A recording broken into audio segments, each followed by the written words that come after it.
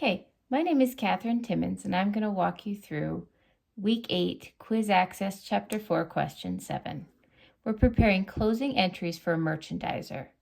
When we're preparing closing entries, we're dealing with temporary accounts that need to have a zero balance at the beginning of the next accounting cycle. To close out an account that has a credit balance, we need to debit that account and then credit the temporary account of income summary. So our first step is to do the credit balance. So let's go to slide 1. I've already filled in the accounts here just to make it quicker.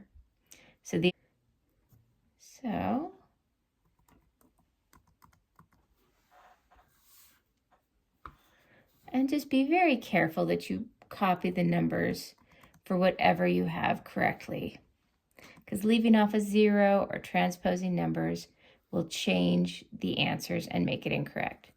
So we've done our credit balance. Now we need to take the debit balances and transfer them to the temporary account of income summary.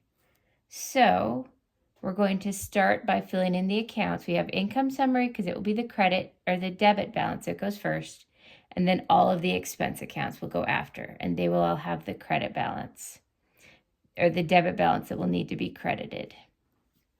So we're just going to pause here while I fill in the numbers. I want to total these carefully so that you have the correct amount to debit. Okay. So here we've successfully transferred the debit balances to the income summary account with credits.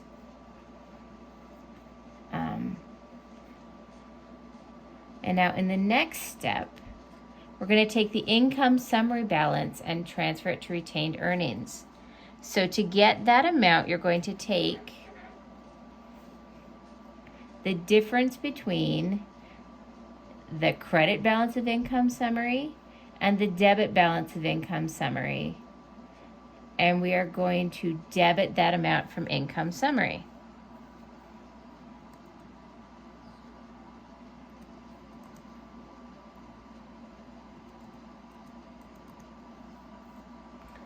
Okay.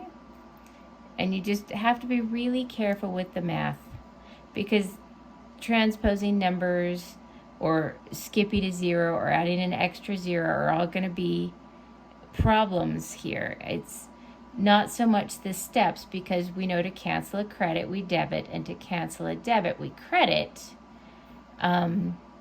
It's just the accuracy that is famous for messing me up. Okay, now our last step is the dividends. So the dividends has a debit balance. We're going to credit that amount.